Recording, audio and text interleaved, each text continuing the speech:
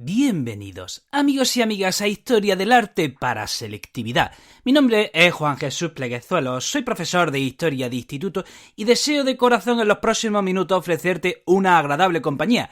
Este podcast está especialmente dedicado a estudiantes de segundo de bachillerato, aunque también va a todas esas personas que aman el arte, que disfrutan el arte, que ven en el arte un refugio de tanta negatividad, porque la contemplación del arte es un placer. Y en este podcast vamos más allá, aquí no solo contemplamos el arte, aquí recreamos el arte. Esto es un paso más allá de eso. Antes de empezar con el programa, un recordatorio muy importante. Si quieres sacar el máximo provecho de tu tiempo de estudio, si quieres obtener el mejor resultado académico, te recomiendo mi libro Los 10 hábitos del estudiante exitoso. Te dejo el enlace en las notas del programa.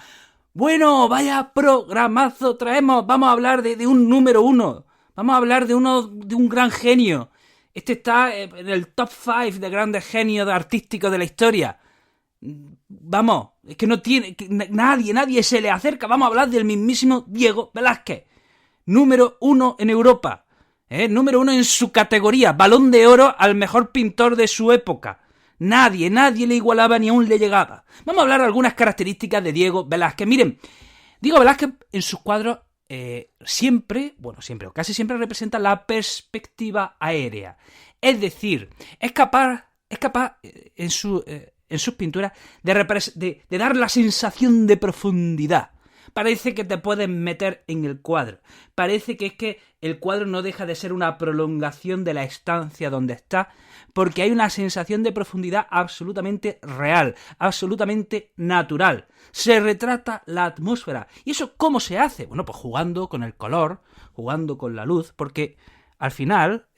sea donde te encuentres, siempre hay distintos grados de luz, distintos grados de color, y él sabe graduar la luz y el color conforme la profundidad que quiere representar o no. Es capaz, por ejemplo, de esos objetos, cuanto más lejos están, pues más borrosos nos lo representan, más nebulosos. A mayor distancia, los objetos se van difuminando un poquito, pero de manera sutil. Además, Velázquez, y esto, junto a José de Ribera, es otro pintor barroco que se sale de la excepción, ya lo decíamos en el tema anterior. La pintura barroca española, pues es magnífica, tenemos grandes genios de primer nivel.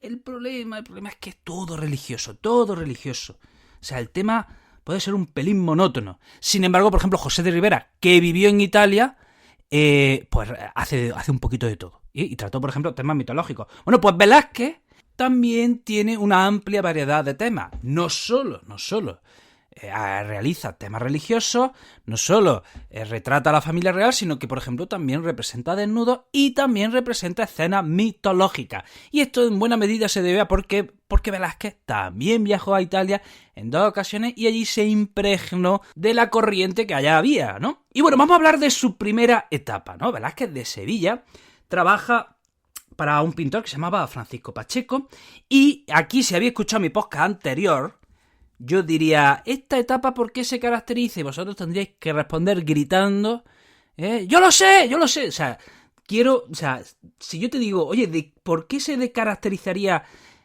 esta etapa de Velázquez, según lo que hemos dicho en el podcast anterior? Y te quiero ver levantando la mano de manera intensa y diciendo, ¡joder! Esta me la sé, qué fácil, ponme un positivo.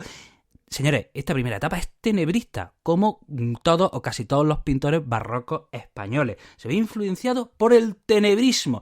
Le gusta representar la calidad de los tejidos, la calidad de los objetos. Y además, no solo es tenebrista, sino que Velázquez hace una cosa también muy interesante, que es realista. Por ejemplo, tenemos de esta etapa la vieja friendo huevos. Fíjense, habrá imagen más realista que una mujer mayor, pues, cocinando, friendo huevos. Ya está. ¿Tiene eso algo de extraordinario?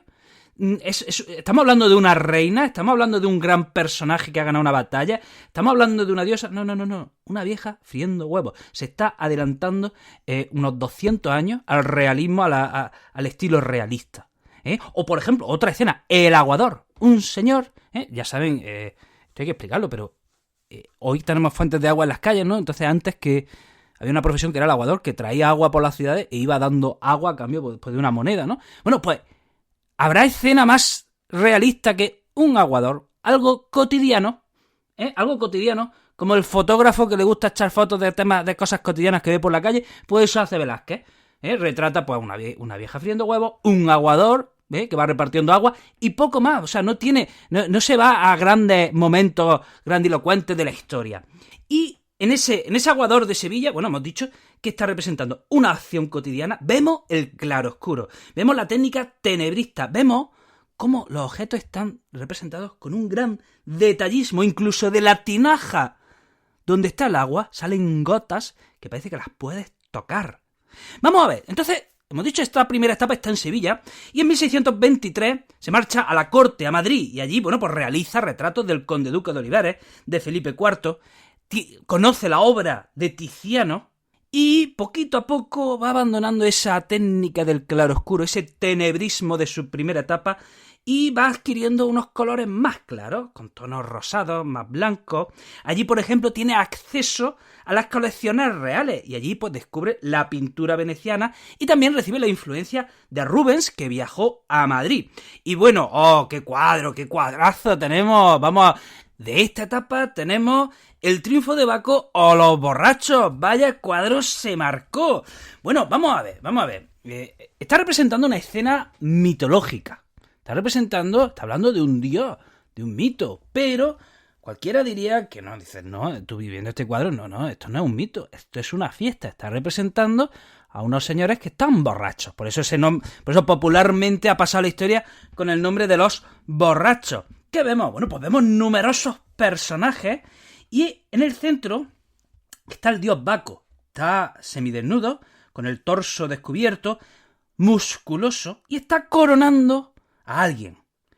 Pero Baco, o sea, está coronando a alguien que está de rodillas, que se está arrodillando ante Baco. ¿Y Baco qué hace? Mirar para otro lado. Está mirando algo que está fuera de la escena. No sabemos qué está mirando. Hombre, sabiendo cómo era Baco, a lo mejor estaba mirando una mujer, a lo mejor había visto una mujer hermosa y por eso se estaba despistando. Pero a la vez que corona a alguien, no está atendiendo. Pero lo que llama su atención está fuera del cuadro. Maldita sea, no vamos a saber qué es. Pero es que al lado de Baco, y esta escena, bueno, pues ha pasado a ser una de las más famosas de la historia del arte español, vemos a tres señores agrupados que están borrachos, están contentos. Y uno de ellos está mirando al espectador. Parece que se están haciendo una selfie. Esto es como las selfies que te haces cuando vas de fiesta, ¿vale? A las 3 o las 4 de la mañana después de alguna cerveza, y que al día siguiente ves la foto y dices, ay Dios mío, por favor, que no la suba nadie, vaya cara tengo, y luego van, y en cuanto dices que no la suba nadie ya te están etiquetando por todos lados. Pues esa es la cara que tienen, porque el que está mirando al espectador, vaya cara de contento tiene.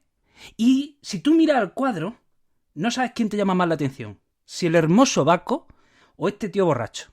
De hecho, yo creo que la mirada se va más hacia ese borracho. El Baco que está en el centro coronando, casi pasa desapercibido. ¿Y qué características podemos ver? Bueno, pues de nuevo vemos cierto tenebrismo.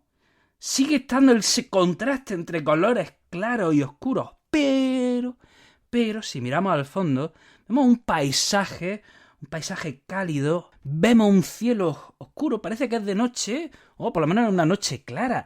El caso es que ese paisaje, ese cielo oscuro pero con tonos, ese cielo que no es oscuro del todo, bueno, pues ¿de dónde es? ¿De dónde viene esa influencia? Pues algún oyente aventajado ya lo habrá dicho, de la influencia veneciana, de esos paisajes que saben retratar también los pintores venecianos.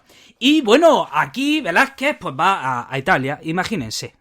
Aquí realiza entonces, después de esto realiza en el 1629 va a Italia. Imagínense un genio como Velázquez en una tierra como Italia, donde estaban pues otros genios de su nivel. Pues si un genio tiene acceso a esa fuente de inspiración que en sí es Italia, y todas las obras artísticas que venían ya del Renacimiento y del Barroco, pues bueno, pues esto a Velázquez le inspira más todavía. Allí pasó un año y medio, y de esta época podemos hablar de la fragua de Vulcano, que se representa en el año 1630. ¿Qué escena está? Otra escena mitológica, por cierto. ¿Qué se está retratando? Bueno, pues se está retratando al momento en el que Apolo visita a Vulcano. Vulcano, ya saben que era un dios herrero, ¿no? Entonces, Apolo, está Vulcano ahí trabajando y Apolo le dice, ¡ay, Vulcano, tengo noticias! De repente todos paran de trabajar, están todos los trabajadores ahí cotilleando a ver qué va a soltar Apolo, y Apolo le cuenta a Vulcano, oye, mira, tu esposa Venus te la está pegando con Marte. Y ese es el momento que se está representando en este cuadro, cuando Apolo le cuenta a Venus que su esposa le es infiel. ¡Ay, pobre Vulcano con lo enamorado que estaba! Bueno, Vulcano luego se la devuelve, ¿no? Se la devuelve tanto a Venus como a Marte. El caso es que llama la atención lo siguiente. Primero, el grupo de trabajadores, o sea, los gestos que muestran. Esto es un estudio gestual, un estudio psicológico de la sorpresa que se ve en cada uno de los trabajadores. Y luego, muy interesante, el cuerpo de los trabajadores, incluyendo el de Vulcano. Están idealizados, tanto Vulcano como los trabajadores están idealizados. Vemos unos cuerpos macizos, vemos unos cuerpos, están mazados, estos tíos están mamadísimos. Y aquí, algún entendido, pues dirá, esto me choca, esto me extraña. ¿Por qué? Porque Vulcano, según la mitología, era un dios poco agraciado. Era un dios, para empezar era cojo, pero según todos los retratos que se nos ha hecho en la literatura mitológica, era un dios feo. Era un dios feo. Pues no, aquí Velázquez nos pone un Vulcano guapo, un vulcano guapetón, con cuerpo de gimnasio. Y entonces decimos que esos cuerpos están idealizados.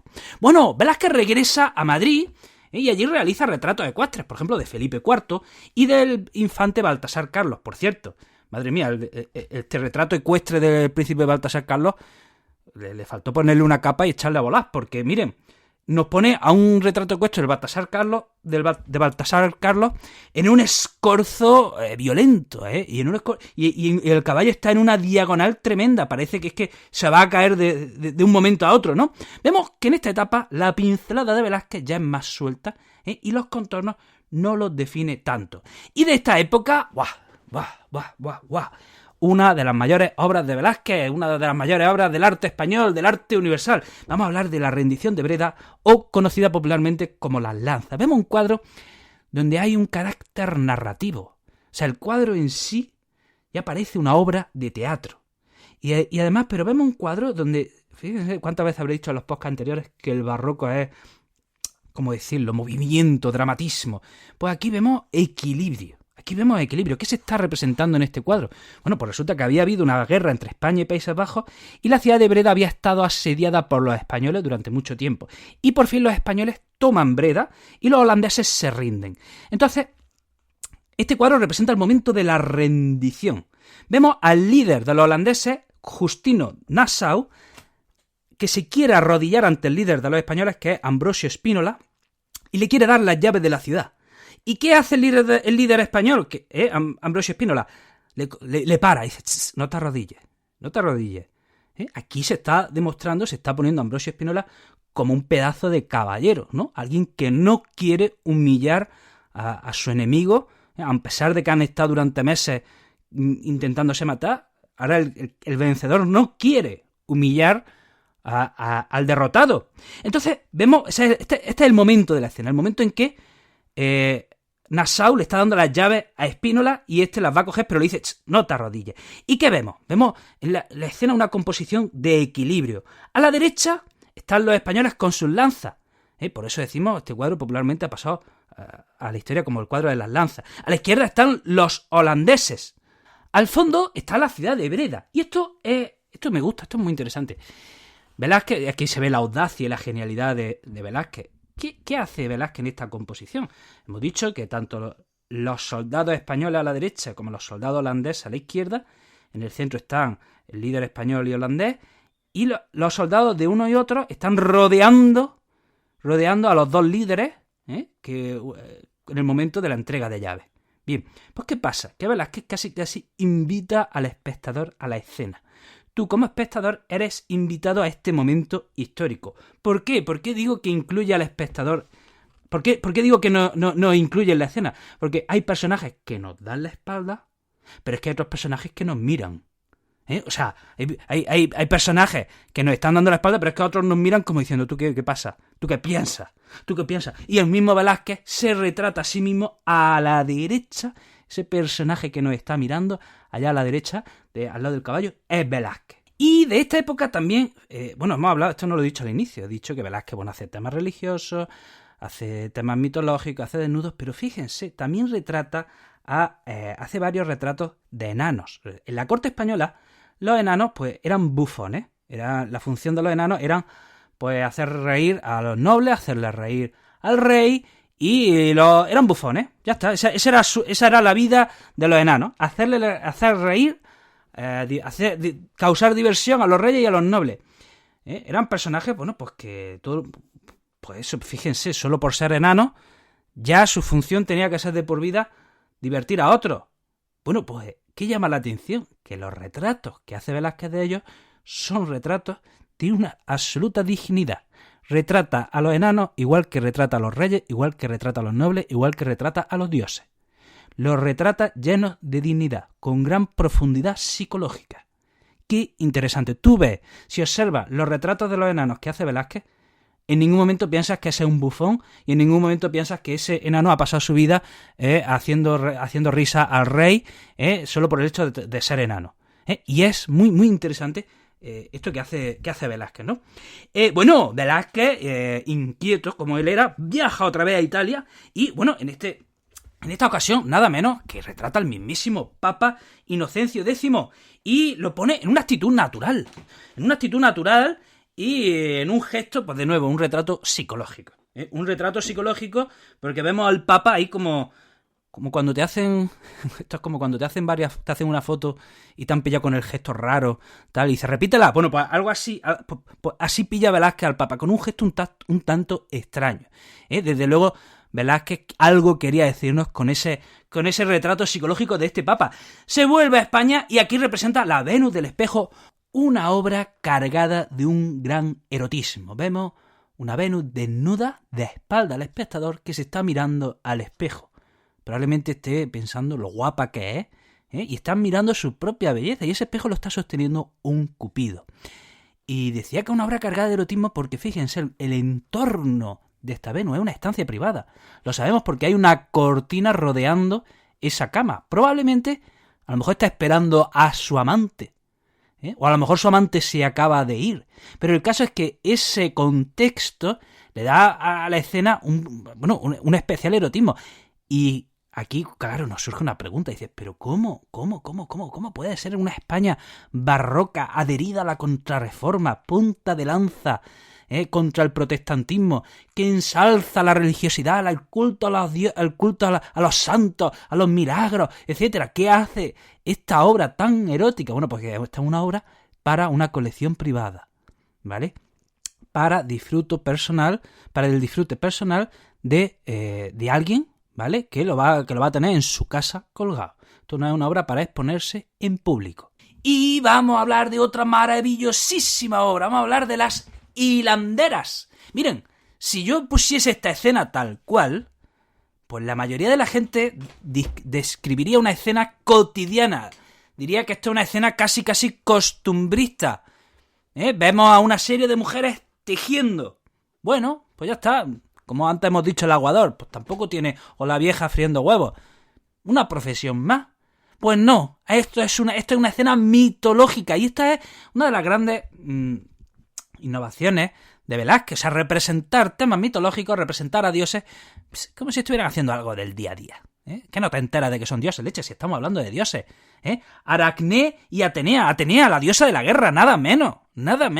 Y nos la ponen pues, una mujer cotidiana. Fíjense, este cuadro, pues,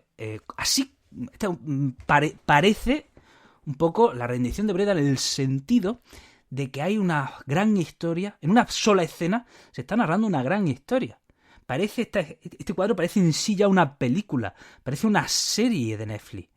Se están representando muchísimas cosas. Miren, ¿cuál es la historia? Aracné y Atenea se picaron para ver quién tejía mejor, para ver quién hacía el mejor tejido. Y Aracné era muy buena tejiendo, y encima le quiso dar en la boca a Atenea. ¿Y qué representó? El rapto de Europa. ¿Y qué es el rapto de Europa? Pues el momento en el que Zeus se disfraza de toro para secuestrar a Europa, una mujer, ¿vale? Y llevársela y violarla. Porque Zeus, el rey de los dioses griegos, pues era eso, se disfrazaba de lo que hiciese falta para engañar a las mujeres. Eso era el rey de los dioses. Entonces, ¿qué pasa? Esta escena deja en muy mal lugar a Atenea. ¿Y qué hace Atenea? Dice, me va a vacilar. Y Atenea transforma a Aracné en araña y la condena a tejer toda su vida. Así se la gastaban estos dioses.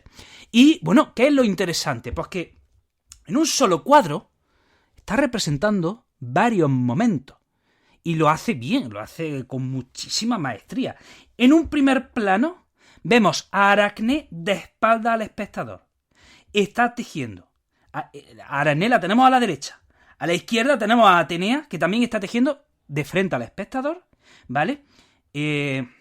Disfrazada de anciana. Aunque, bueno, ahí se disfraza de anciana, pero vemos su pierna que es de una joven. Y entonces, Aracné y Atenea están frente a frente. Están frente a frente las dos tejiendo. Y al fondo vemos ya el tejido de Aracné, vemos el rapto de Europa, y a la izquierda del espectador vemos a Atenea y Aracné juzgando el cuadro, y a la derecha vemos a 3 espectadoras. ¿Y qué es lo que llama la atención? Pues que en un primer plano está una escena cotidiana, que es mujeres tejiendo, y en el segundo plano una escena mitológica, que es el momento en el que las diosas están juzgando ese tejido y ven que es el rapto de Europa. Y de nuevo, ¿por qué se hace esto con tantísima maestría? Por esa perspectiva aérea. Velázquez es capaz de retratar la atmósfera. Es capaz de retratando la atmósfera, dar sensación de profundidad. Aquí vemos un salón amplio. Y 2 escenas, una en primer plano y otra en segundo plano. Y no se pisan, no te llama la atención. Tienes que fijarte muy bien para detectarlo. Y ahora vamos a ver otra magnífica obra, otra de las grandes genialidades del arte español, Las Meninas, o la familia de Felipe IV. De nuevo, ¿qué vemos en este cuadro? Pues de nuevo se retrata la atmósfera, se ve la perspectiva aérea y vemos una escena realista. Vemos una escena absolutamente realista. ¿Qué vemos? Pues a Velázquez mirando al espectador y pintando. Bueno, en el fondo no está mirando al espectador, está mirando a los reyes. Está mirando a los reyes, que están donde está el espectador, están fuera del cuadro.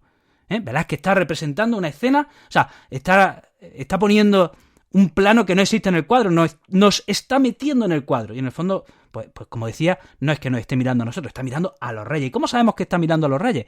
Porque al fondo de la sala vemos un espejo y están ellos retratados. Pero ¿cómo están? Retratados, reflejados. Decía, Velázquez parece que mira al espectador, pero está mirando a los reyes. ¿Y cómo sabemos que está mirando a los reyes? Porque al fondo están reflejados en un espejo. ¿Pero cómo están reflejados en un espejo? Borroso. ¿Por qué? Pues porque el espejo está lejos. Y además la sala está oscura.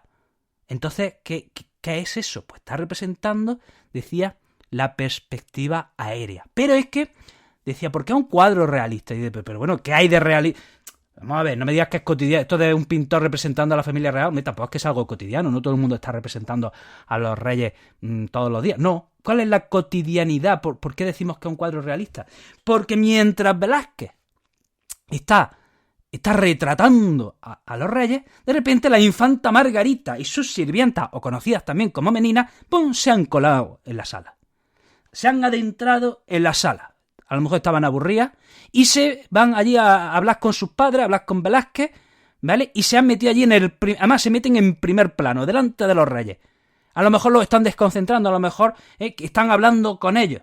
Entonces, por eso decimos que es una escena realista. En mitad de un retratando, pum, se viene la niña con sus sirvientas, o conocidas también como infantas.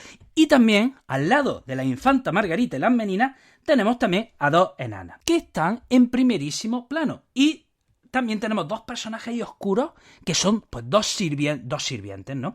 Y al fondo de la sala vemos el aposentador real, que está entrando por la puerta, y por esa puerta del fondo entra luz. Y llama la atención que tanto el aposentador que está al fondo, como Velázquez, como la infanta Margarita, como esos sirvientes que están ahí en la oscuridad, como la enana que está en primer plano, ¿a quién están mirando? ¿Están mirando al espectador? No están mirando al espectador, están mirando a los reyes. está mirando a los reyes a los que está retratando Velázquez. De nuevo, que vemos en este cuadro la perspectiva aérea, está difuminando los contornos. Conforme más se aleja la figura del espectador, más borrosa se ve, más oscura se ve. ¿Cuál es el punto de fuga? Pues ese aposentador que está al fondo de la sala, abriendo la puerta y por la que entra un poquito de luz. Bueno, hasta aquí el programa de hoy, espero que lo hayas disfrutado. Te recuerdo que tengo muchos proyectos relacionados con la educación. Si quieres estar al tanto de todo ello, puedes seguirme en mis redes sociales. Te dejo el enlace de todas ellas en las notas del programa. Te mando un pedazo de abrazo, te deseo que seas muy feliz y nos vemos en el próximo episodio. ¡Chao!